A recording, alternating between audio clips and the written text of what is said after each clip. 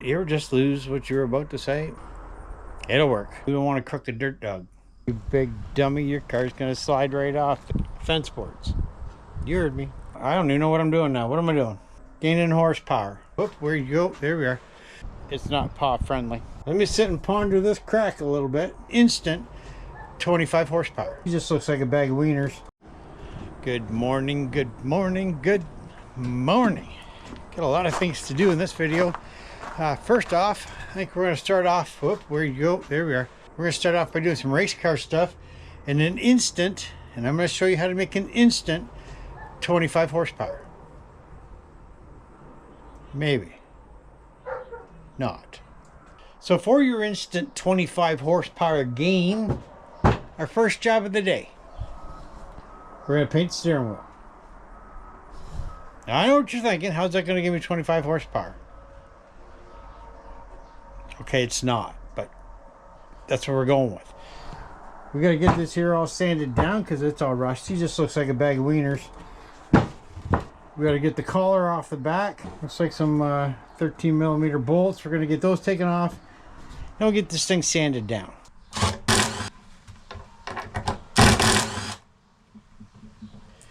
Keep those because I'm sure I'll lose them.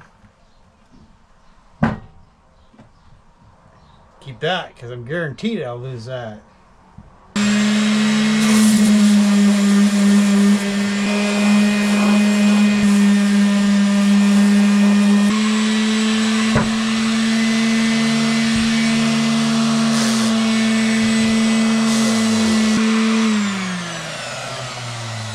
Get this all cleaned off. First part we're going to paint the inside. Because that way I can flip it over and do the back side and I don't have to worry about the top touching the table. First, we're going to mask all this off, and I went and got some 2-inch tape. I don't think y'all want to watch me wrap this up in tape, so we'll be back in just a second.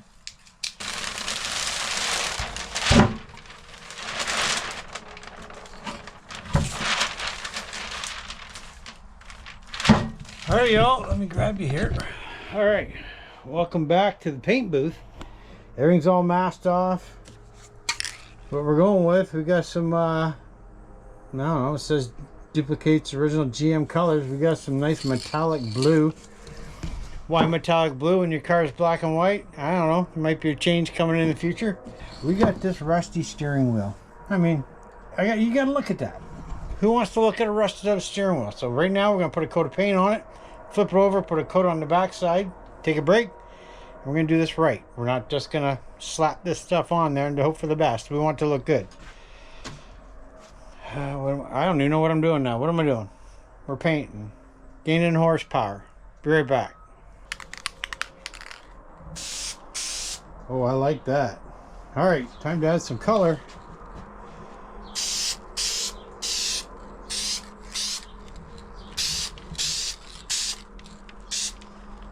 I'm just going to go light first.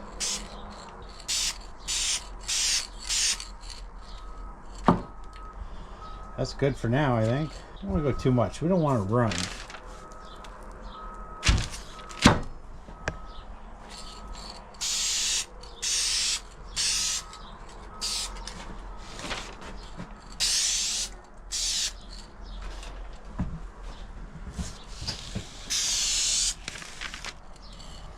Alright, I guess we'll let that tack up and see what this is doing here. Look at this.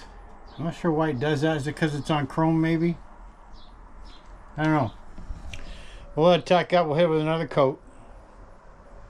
Always something. Always something. Well, final coat of horsepower. I know what y'all are thinking. Why didn't you prime it first? I forgot.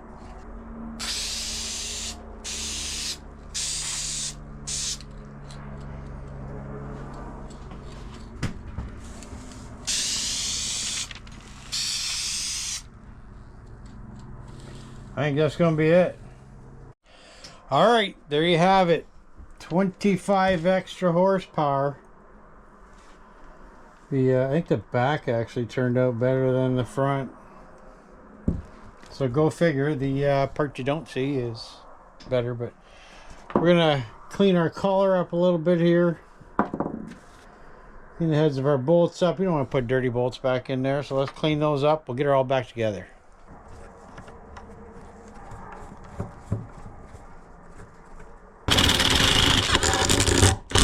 I'm gonna say that turned out rather well. Here's our finished product. No runs, no drips, no errors. That's the first for me when it comes to painting. Backside, well, the backside looks a lot better than the front does, but now that we got that done, we can move on to the next project. Poor old Pearl, sitting under a tarp. Hey, Chubbs. All right, next up, we got to protect this investment. Our trailer. Now look at this here. Our first night with the trailer at the track, the exhaust scraped on it and tore that up pretty good. Thankfully it's only wood, and you can replace the boards if need be, but winter's here. I'm gonna put some protectant on the deck. Look how good this here worked. That's rear end fluid. Chubb, stay out of the rear end fluid. You all right? So, if you've seen in any videos in the past, I've made some axes and axe handles. I coated them with motor oil. You'd think it'd be slippery, but it's not. So, we think we're going to protect the deck with motor oil, but not just anything. We're going Quaker State 5W20 synthetic. I know if I was going all out, I would have had full synthetic. This is a blend. Anyway, I got a little bit on here now, and it's wet, so hopefully Chubbs will stay out of it. Look at the difference. And no, that's not going to be slippery. It'll soak right into the wood and stay there for a long time to come.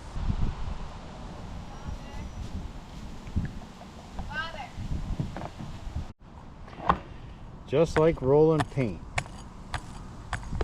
And no, I wouldn't put this on my back deck where we barbecue and everything else, but for my trailer, it could be just fine.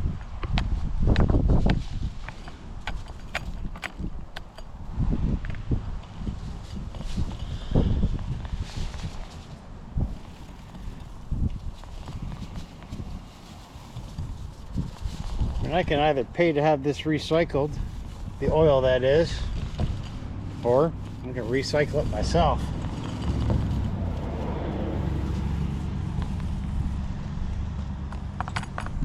You all get the gist. I'm going to put you guys over here, and I'm going to pick up the pace just a little bit.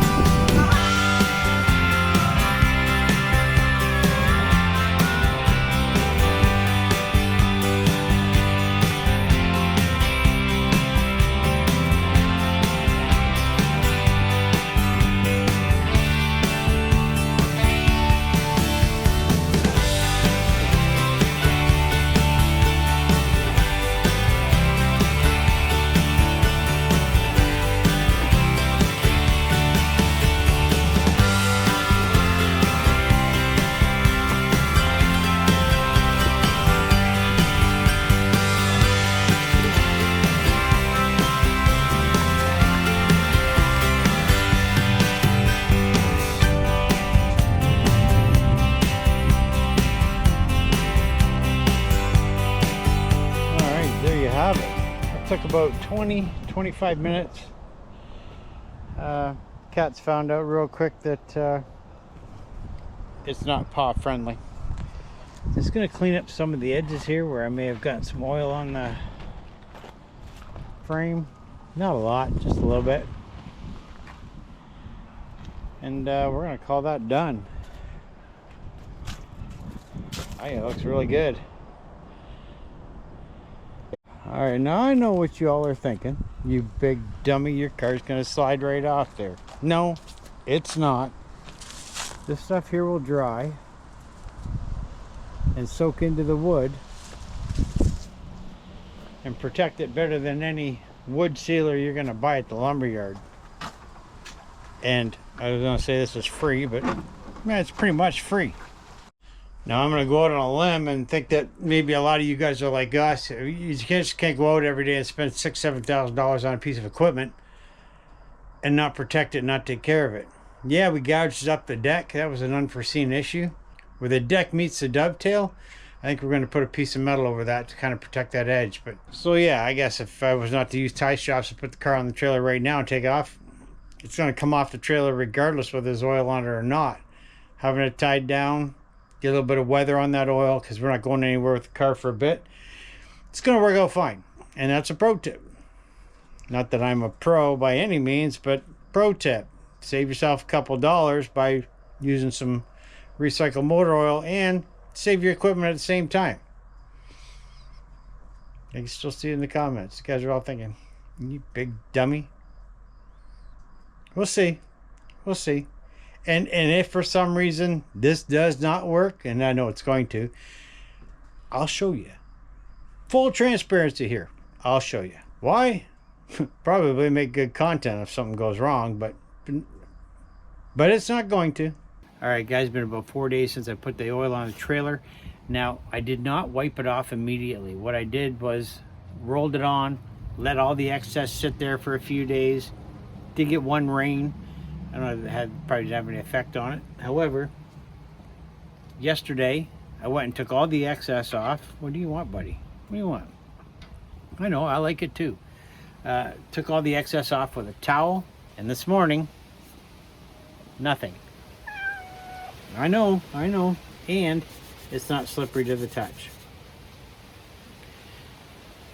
Told you. Good morning, y'all, and welcome back. We got ourselves a little bit of renovation going on here in the shop. Now, I know. How many times am I going to renovate this place? Well, probably I'm going to keep doing it until I get what I want. But, as you know, I'm a big oil and gas fan, big Route 66 fan. I've moved my cabinets, lockers, back over to this wall here and kind of moved the bench out sideways so I can kind of sit back there and work on the bench. Yeah, we'll get to you. You ever just lose what you're about to say? Well, I just did it. Quite a while back when we were building Jen's studio uptown, I wanted a nice unique door that kind of set it apart from other doors on the street. And I got searching the old marketplace, and I know I'm not allowed to be there, but I was there. I ended up finding this door right here. It is old. Trust me, it is old. But it had coats of paint all over it. It looked like a bag of wieners. Got it all sanded down, and I intentionally left it all just like this. And then the other side looks the same.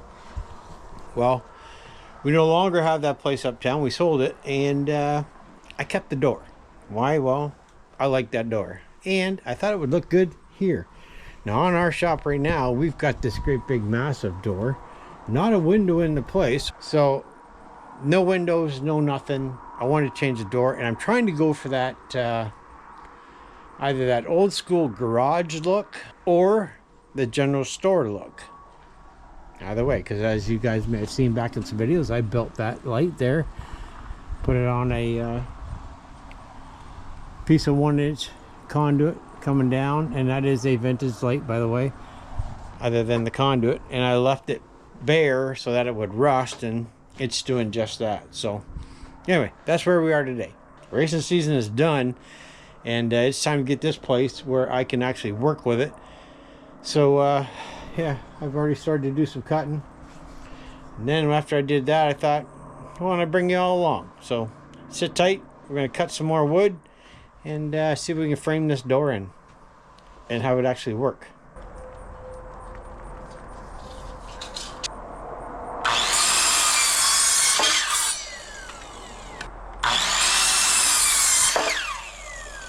All right, we got our uprights for each side here cut, which will leave me the door opening. And before you all try and crucify me in the comments, I know this is not how you build a door frame, but I'm not worried about anything collapsing. It is not for structure, it's just for looks. That's all. And I don't need to build, you know, jack studs and everything else. We're just gonna go the easy way. like I ever go the hard way. Well, I shouldn't say that. I make everything hard sometimes, but this way I'm trying to do it the easy way. Let's get our uprights put together. We'll get them in place, and then we'll go from there. All right, we got one side put together.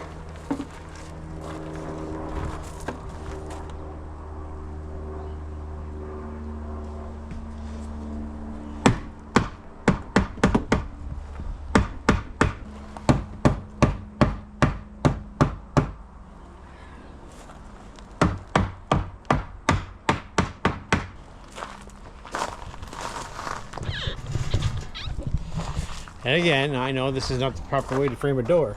However, that's what we got here. We're gonna do the same thing on the other side. Then we're gonna put our 1x6 inside here, all the way around.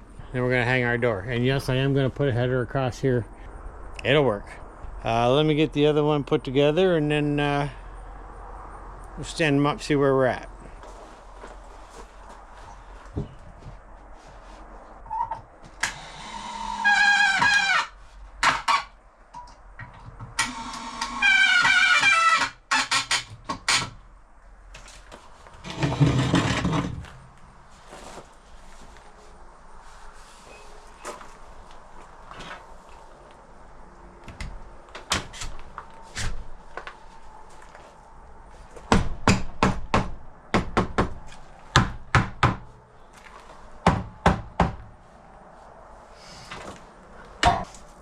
All right, that's two.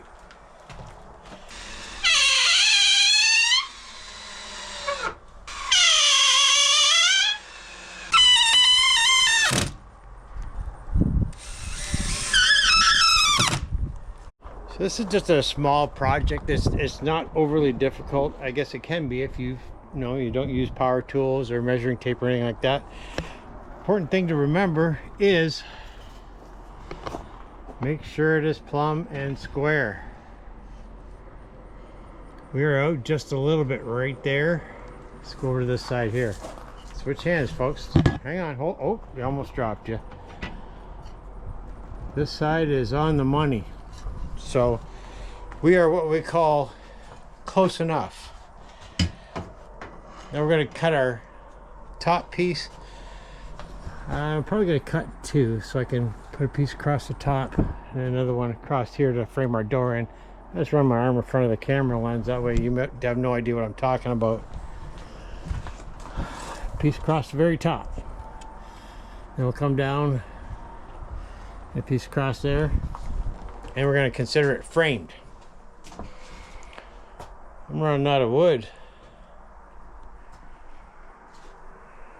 Story of my life. Well, this is interesting. My door is 79 inches tall.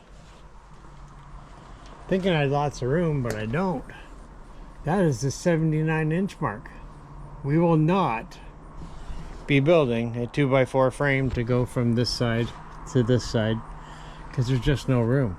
I do, however, have room for the 1x6 to go across the top, so that's what's going to go up there. Hey, just got to kind of roll with it.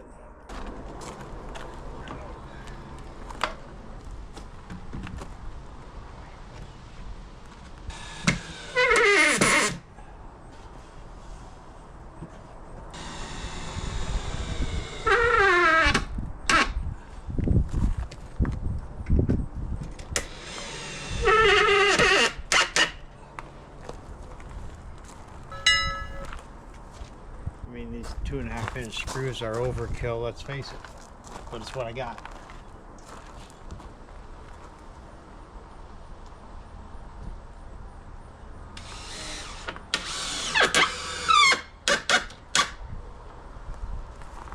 Alright, it's not going to go anywhere. And yes, that is a fence board cut down to be the frame. I'm going to do the same thing on the sides, on both sides. I'm going to get that knocked out and we'll be right back. Fence boards. You heard me. So you're all looking at that and you're saying that board is not long enough. You're correct. We're short about 8 inches. However, in the interest of doing this on a budget and work with what I have, I will just add in an 8-inch piece down here, which will complete that. Now, one thing you don't want to do is add in the 8-inch piece up top, because then you'll see the seam. If the seam is down by your shins or your ankles, you're less likely to see it. And if you see it from the road, then you got bigger problems than I do. Bees are kind of odd this time of year. Anyway, I'm going to get this side here knocked out, and we'll be right back. Okay, so we are framed in all the way along. What I did notice after doing a little bit more measuring was that the door is taller than I thought. We're gonna be lucky to keep this plate up in the top. That's how tall the door is. Now that's really not a big deal. I do have a hand planer. I can plane a 1/4 inch off the bottom of the door, or an 1/8 inch off the bottom, and it'll probably swing just fine, which may be what we end up doing, because I really want to have that top plate up there, because it'll look like a complete bag of wieners if we don't. Also, to nail the hinges in, I've added another 2x4 into the back. This is where your swing point, so you want that as strong as possible. Got that all nailed in. So right now I'm about to hang the door. It's heavy, and we're gonna see how that goes. You know, you want to watch me struggle, I'll let you. You can watch. We might be close.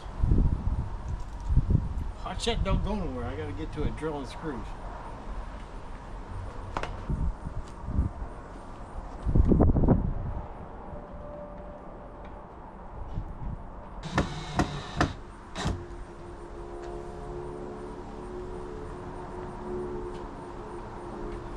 This ain't right.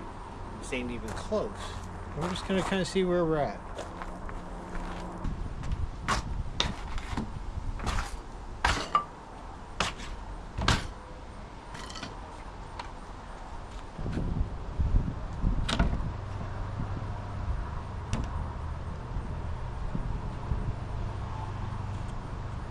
I need the tripod holder you're on.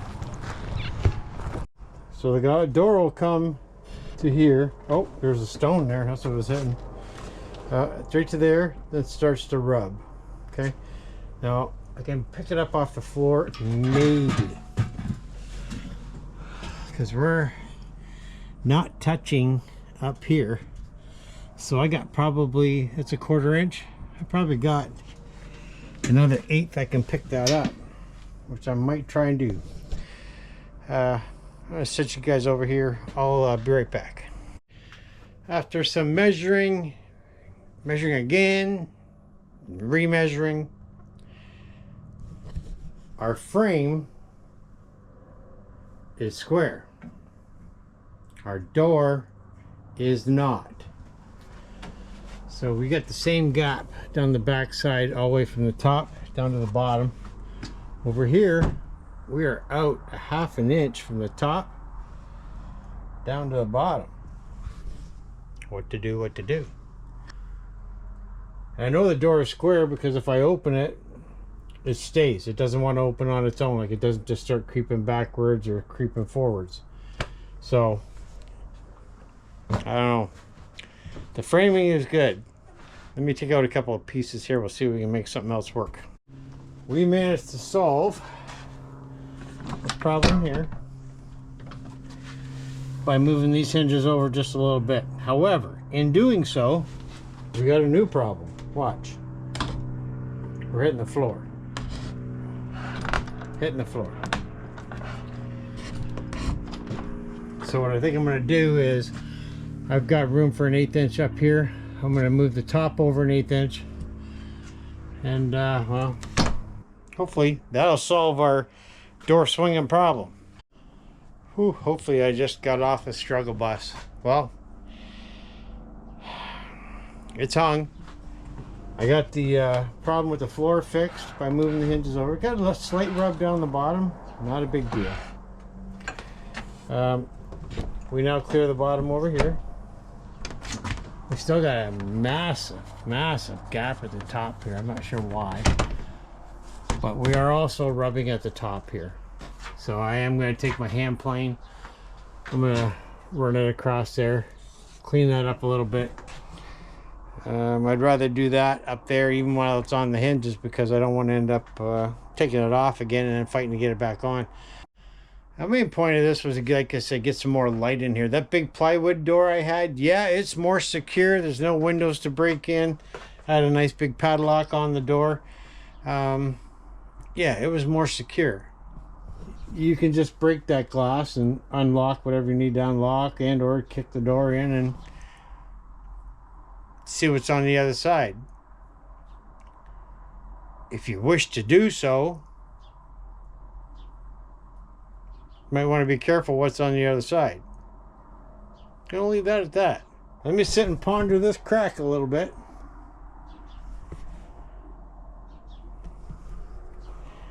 Figure out what I'm gonna do.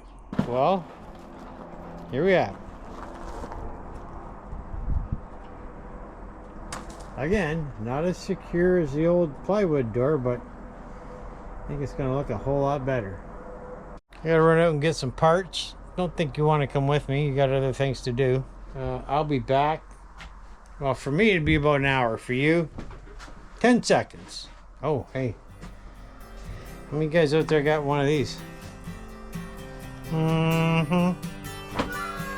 in a minute.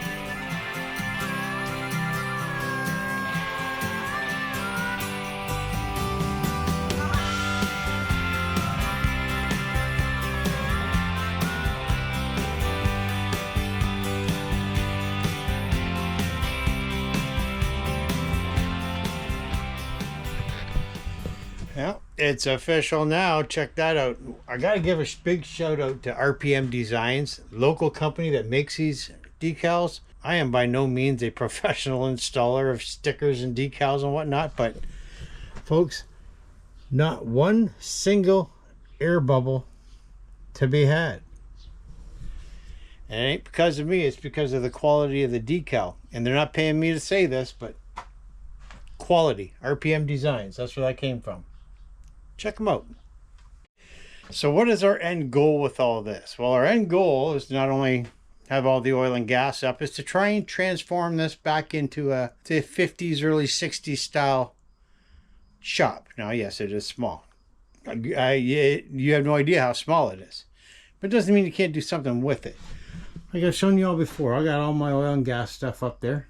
Okay, a lot of that I collected. Some of that I got from my father. Again, with changing out the front door, it's now got a window in it. That's the end goal. Also, a couple people have been asking about the 350. Yep, it's a shelf right now. I'm getting to it. It's got to get done this winter. Anyway, we got a couple more things to hang up. I'm about to, I got some fresh Dirt Dog Media stickers. I don't have a backing for them, so I'm going to cut a backing out of this piece of metal I got here. Drill some holes in it. We'll paint the metal. Put the sticker on it and get it on the wall. Why? Because Dirt Dog Media does more for the motorsports community than anybody I know, between sharing things and promoting teams. And he's also got his own go-kart teams. And thanks, Dirt Dog, you do a lot for this. And we'll be putting you on the wall. Well, not you. Your sticker on the wall, not you. You'd look pretty odd sitting here on the wall.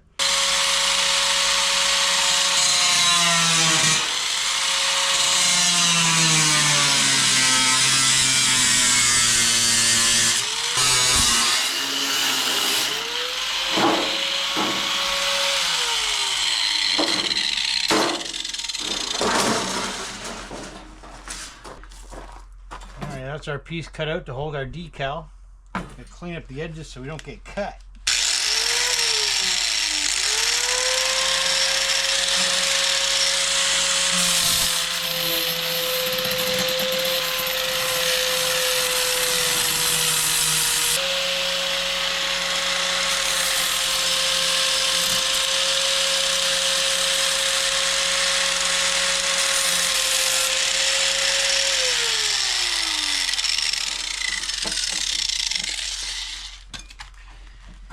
Even got our corners rounded off.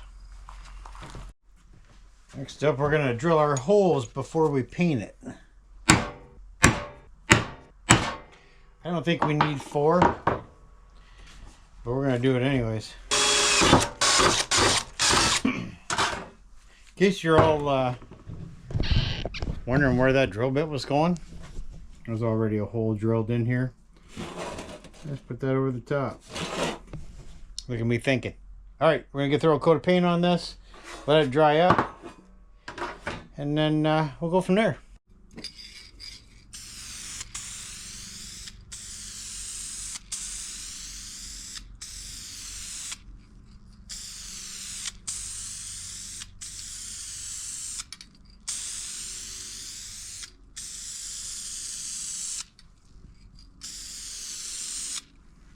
There we are. One coat will do ya. Now when that dries, if I don't like the finish on it, then I can flip it over and do the other side. But I think this is going to work out just fine. We'll let it dry up. We'll be back in a minute. It has been about 30 minutes. Oh yeah, we're good. We're good. Let's see if we can get this thing straight. We don't want to cook the dirt dog. All right. Let's peel this off. We're going to try peeling the whole thing off, which is probably not a good idea, but I need to kind of get it in the area we want to get it, right?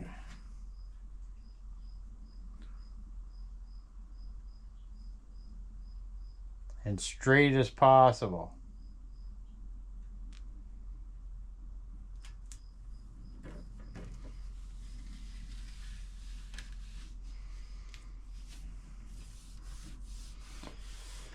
Okay, wow.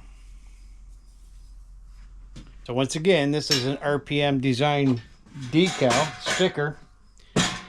And you saw me just put that on there with my hands. And still, no bubbles. That's impressive. That bump right there happens to be a blemish in the paint. We won't tell nobody. Other than that, not too bad. The distance from the top to the decal, bottom to the decal, I'm pretty close, but it is straight. Let's get this thing hung up.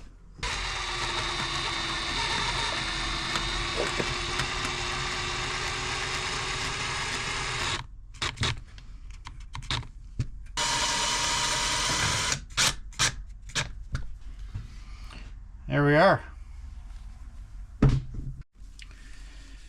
Paint was still a bit tacky, so we got a couple of fingerprints over here. You ain't gonna see them from the street. Folks, I got a ton more work. How's that for grammar? I got a ton more work to do in here. I got something, I'm gonna replace this one right here with something different. And yeah, trying. You guys are all leaning to the left, or was I leaning? Trying to get you all straightened up here. We got a ton accomplished. We got the dirt dog up. We got a bunch of other things up on the wall. This over here, that's going to be all tools. I just got to get the proper things to hang them. These hooks right here are absolute garbage. Do not waste your time getting those hooks. They do not stay in place, and they're constantly falling out. Save yourself the headache. I'm just going to drill screws in the wall and hang my stuff on screws and call it a day. Folks, if you haven't already done so, hit that subscribe button. We would love to have you along. We are trying to get to 7,000 subscribers by the end of the year. If we surpass that, awesome. Hopefully we make it, though, to 7,000. We can't do it without your help. So again, please hit that subscribe button, the like button, the share button. And we'll see you all in the next one. Probably more shop work. Maybe race car work. Guess you have to come back and find out. Later.